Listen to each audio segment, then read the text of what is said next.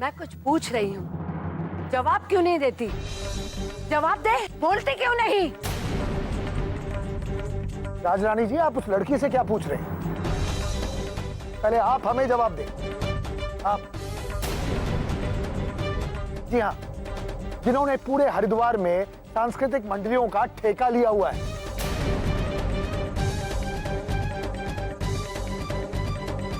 आपका बेटा इस मंडप के बीच हमारी बेटी को भगा कर ले जाता है और हम कुछ नहीं कर पाते।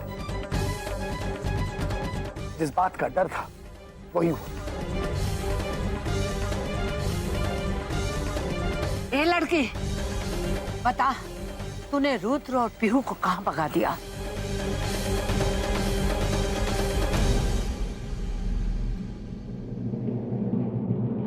इस तरह मुंह क्या देख रही है? जवाब दे।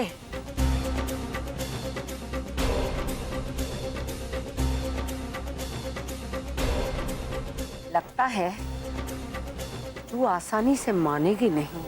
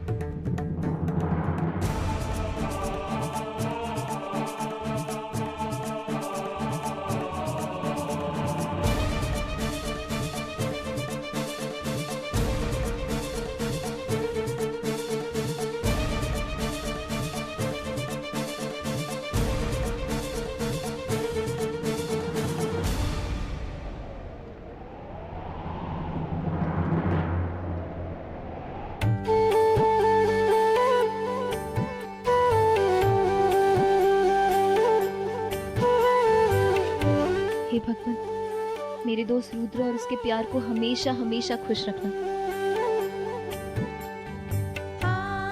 और जो सपना मैंने आज देखा, उसे कभी सच मत होने देना, वरना मैं अपने परिवार को क्या जवाब दूंगी। मेरा मकसद तो सिर्फ उन दो प्यार करने वालों को खुश देखना है, उन्हें मिलाना था। आज जो रुद्र के चेहरे पर मैंने अपनी वजह से जो हंसी देखी है, उसे देखकर मुझे लगा कि आज पहली बार सही मायने में मैंने अपनी दोस्ती निभाई है। बस शिव जी, अगर पीहू और रुद्र का प्यार एक दूसरे के लिए सच्चा है, तो उन्हें यूं ही हमेशा साथ साथ खुश रखना। जानती हो, जब हम किसी को सच्चे दिल से प्यार करते हैं, तो पूरी दुनिया उसे हमें मिलाने में लग जाती है। इसलिए मैं जानता हूं कि तुम मेरी हो और मुझे मिलोगी।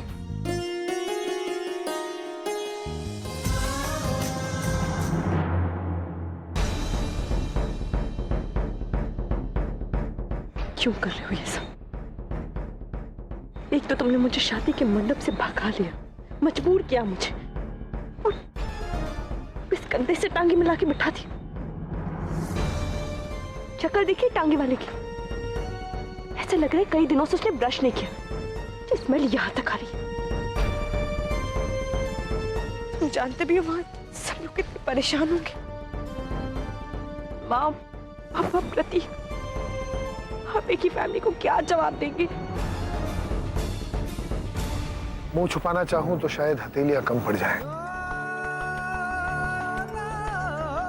और इन्हें जोड़ दूं तो शायद तुम मुझे माफ कर दो। मैं जानता हूं तुम्हारी मां भी नाराज होकर यहां से चली गई। मैं तुमसे वादा करता हूं कि तुम्हारे बीमार पिता के सामने सर झुकाकर मैं माफी मांगूंगा। जब शायद आज जो कुछ हुआ उसके लिए मैं तुमसे माफी मांग सकूं और तुम मुझे माफ कर दो।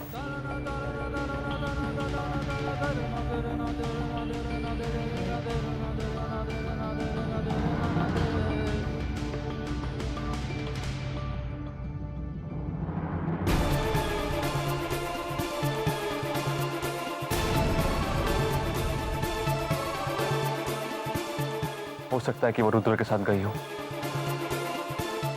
और ये भी हो सकता है कि वो सुबह तक वापस आ जाए।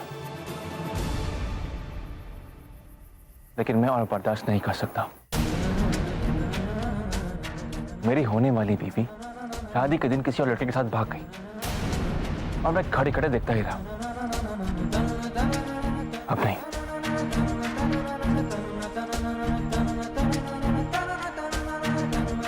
बात यह है कि अच्छा इंसान बनते बनते मैं अब थक गया हूं, तो आप मुझे माफ कीजिए। मैं और सह नहीं सकता ये सब।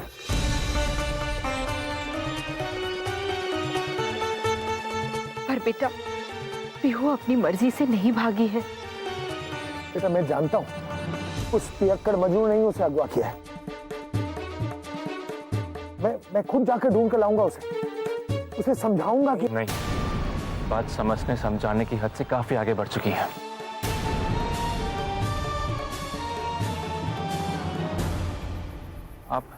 आप मुझे माफ कीजिए। आप मुझे माफ कीजिए। आप मुझे माफ कीजिए।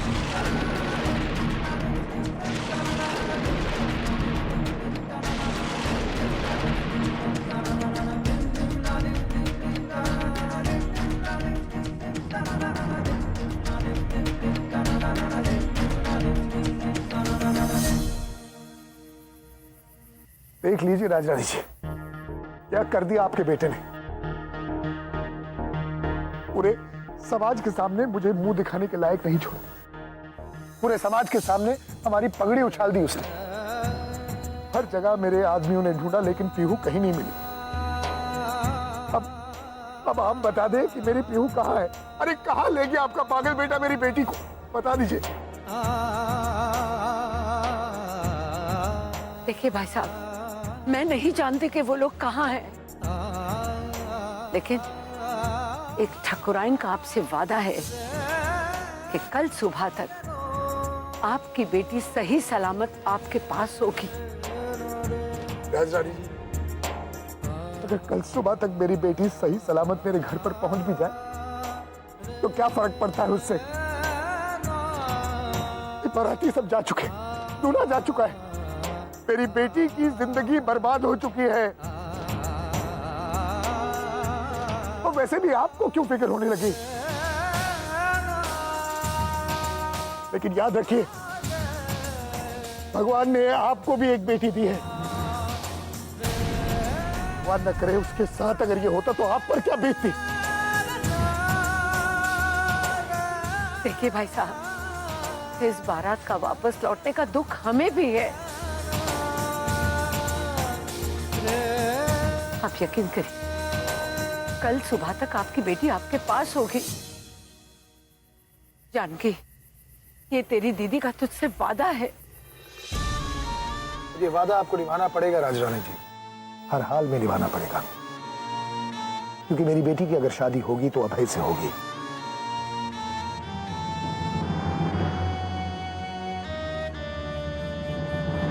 भले ही आपके बेटे ने मेरी बेटी को अगवा किया है, उसे बहलाएगा, फुसलाएगा, उसे अपने जाल में फंसाने की कोशिश करेगा, लेकिन एक बाप का फर्ज मैं निभाऊंगा। जब तक मैं जिंदा हूं, मेरी बेटी की शादी अगर होगी तो अभय से ही होगी।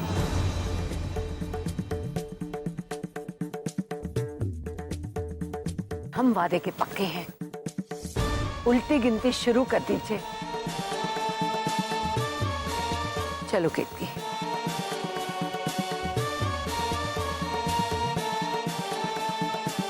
सबको वादा तो कर दिया मैंने, लेकिन समझ में नहीं आ रहा है कि कहाँ ढूंढूं रुद्र और पीहू को।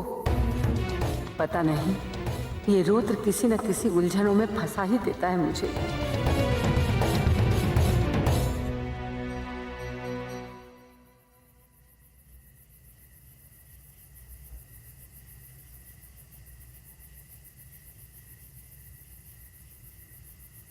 आओ।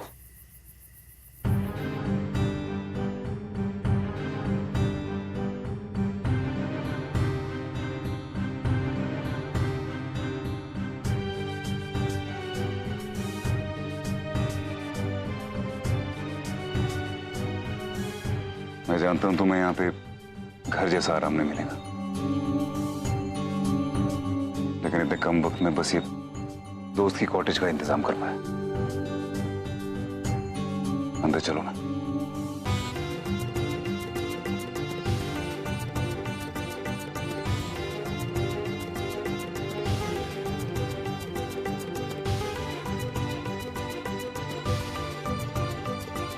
गुस्सा मत करो ना,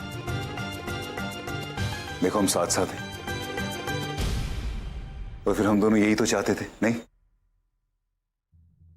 हम चाहते थे रुद्र, या सिर्फ तुम चाहते थे? हमेशा से तुम्हारा ऐसे ही रवैया रहा, नहीं चलाते आए हो और बाद में हम दोनों की मर्जी का नाम दे देते हो। तो याद है जब हम 16 साल के थे तब एक लड़का हुआ करता था, राजीव। तुम्हें ऐसा लगता था कि मुझे बहुत पसंद करता है, और जब मैंने उसे अपने बर्थडे पार्टी में बुलाया तब तुमने मेरी बर्थडे पार्टी ही रुइन कर दी। फाइनली उसे जाना पड़ा था। एनुअल फंक्शन याद है तुम्हें, जब मैं डांस करने वाली थी तुमने लास्ट मोमेंट पे मेरी कैसेट घुमा दी। क्यों? क्योंकि तुम्हें तो डांस करना आता नहीं था, और तुम ये नहीं चाहते थे कि मैं राजीव के साथ डांस करूं।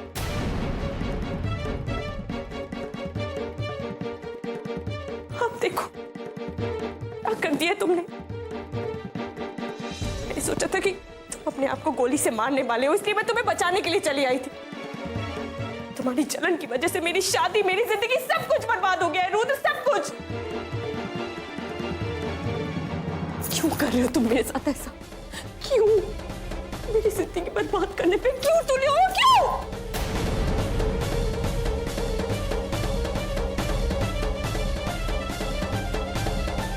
बचपन से लेकर आज तक रुद्र के जो मन में आया उसने वो किया, चाहे वो गलत ही क्यों ना हो। कभी किसी की बात नहीं मानी, और मां आपने भी उसे कभी कुछ नहीं कहा।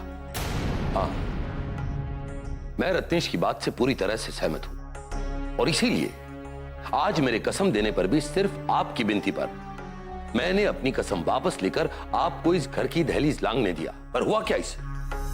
रुद्र ने और एक तमाशा खड़ा कर दिया। अब कहां ढूंढेंगे हम रुद्र को? बाबूजी, ये सारी गलती मां की है, इन्होंने ही सर पे चढ़ा रखा है रुद्र को। अब देख लीजिए क्या हुआ नतीजा। भाई वो जो कुछ भी हो, पर मुझे इसके अलावा और बहुत सारे काम करने हैं। और आज जानिए, रुद्र एक बिगड़ैल बच्चे की तरह बर्ताव कर रहा है, और इन सब पर आप ही को काबू पाना है। और हां, इस मामले में मैं आपकी कोई मदद नहीं कर सकता, क्योंकि मुझे इससे बेहतर कई और काम भी करने हैं। और हां, एक मां होने के नाते बच्चों को संभालना ये आपका फर्ज बनता है। रत्नेश, कल की मीटिंग की तैयारी करनी है। जी।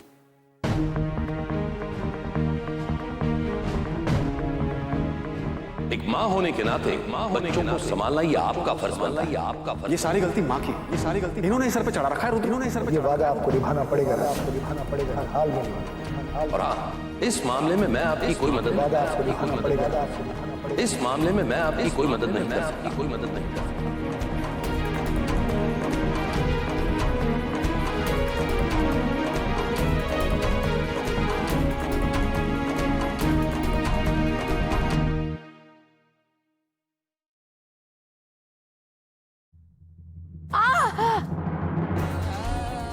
न जाने तुम अपनी जिम्मेदारियां कब समझोगी। अगर तुम में जरा सी भी समझदारी होती ना, तो हमारी उलझनों को सुलझाने में कुछ तो मदद मिलती।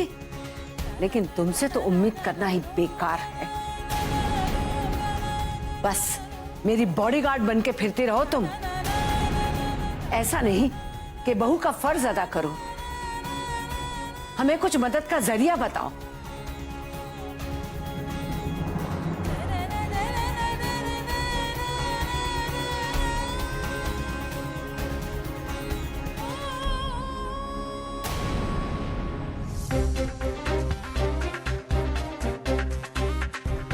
वैसे तुम में और मुझ में कोई ज्यादा अंतर नहीं है बहू। तुम अपने परिवार की जरूरतों को नहीं समझती, और मैं शायद अपने बेटों की। अब ये रुद्र पीहू को लेकर आखिर गया कहां होगा? कहां ढूंढूं मैं इसे?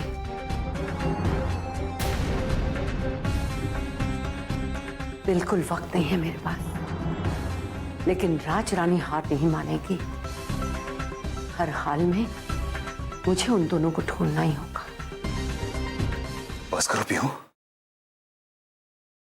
हर चीज एरोगेंस से नहीं संभलती। अगर ऐसे ही था ना रुद्र, तो तुम्हें मुझे थप्पड़ ही नहीं मारना चाहिए था। तुम बहुत मीन हो रुद्र, तुम सिर्फ अपने बारे में सोच रहे हो, मेरे बारे में नहीं। जब मैं वापस जाऊंगी तो क्या सोचेंगे मेरे बारे में? मैं कितना एम्बैरेसिंग फील करूंगी, क्या क्या बातें करेंगे वो मेरे बारे में। क्यों लोगों की फिक्र है तुम्हें, मेरी कोई फिक्र नहीं। एक छोटे से झगड़े को तुमने इतना बड़ा कर दिया कि अभी से शादी करने को तैयार हो गई। ये गलत किया तुमने पीहू। तुम अपनी गलती माननी चाहिए थी ना। तुम्हें मुझसे पहले ही माफी मांग लेनी चाहिए थी। अगर मांग लेते तो आज ये सब नहीं होता। मैं गुस्से में अभय के साथ शादी करने के लिए तैयार नहीं होती। तो तुम्हारी गलती, इसमें मेरी गलती कुछ नहीं है। ये तुम्हारी है रुद्र। क्यों नहीं बनाया तुमने मुझे पहले? क्यों? क्यों? क्योंकि बचपन से लेकर आज तक हमारे बीच कितनी लड़ाइयां हुई, कभी बात इतनी नहीं खींची। मैंने तुम्हें वापस पाने की कितनी कोशिश की, घुटनों के बल गिर के तुमसे माफी मांगी, लेकिन फिर भी तुमने फैसला किया कि तुम उस अभय से जाके शादी करोगे। पीहू, ये तुम भी जानती हो कि तुम मुझसे कितना प्यार करती। अगर नहीं करती होती तो यूं मेरे साथ भाग के नहीं आती। फिर ये सब क्या है? क्यों ये खेल मेरे साथ खेल रही हो पीहू? क्यों? खेल खेल रही हूं मैं? कौन सा खेल? अगर ऐसी बात थी जब तुमने मुझे थप्पड़ मारा था, उसी वक्त अगर घुटनों के बल बैठ के माफी मांग लेते तो तुम्हारा क्या जाता? आज ये सब नहीं होता ना जो हो रहा है। जब मैंने फाइनली डिसाइड कर लिया कि मैं अभय के साथ शादी करूंगी, तुम फिर आ गए। मैं क्या करूं? मुझे कंफ्यूज कर रहे हो। मेरी जिंदगी हो पीहू, और हम दोनों के बीच में अगर कोई तीसरा आने की कोशिश करे ना तो मैं ऐसा होने नहीं दूंगा।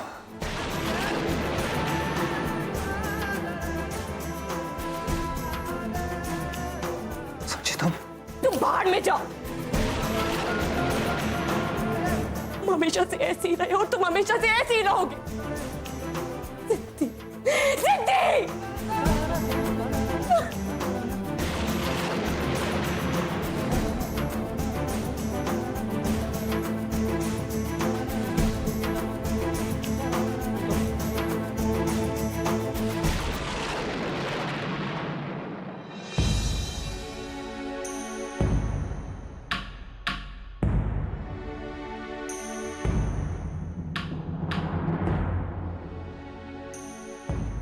जगदीश जी, आप वही है ना जिसके टांगे में रुद्र और पीहू भागे थे? आपने उन दोनों को सही सलामत उनकी मंजिल तक पहुंचा दिया था ना? हाँ गौरी, साहब ने जैसा बोला हमने उन दोनों को सही जगह पहुंचा दिया है। चिंता की कोनो बात नहीं। पर वो दोनों ठीक तो है ना? पता नहीं उन दोनों ने अब तक कुछ खाया भी है या नहीं। हमका भी ये समझ में नहीं आवत है, तो सुनसान जंगल के बीचों बीच उस बंगले में उन दोनों लोगों को कैसे गुजारा होगा? वहां तो आसपास रात को कुछ मिलता भी नहीं है। जगदीश जी, आप मुझे वहां ले चलोगे? मैं रुद्र के लिए खाना ले जाऊंगी। पर तू साहब के वास्ते काहे के लिए परेशान हो रही है? हमका लागत है तू साहब से बहुत प्रेम करत है। संजोग से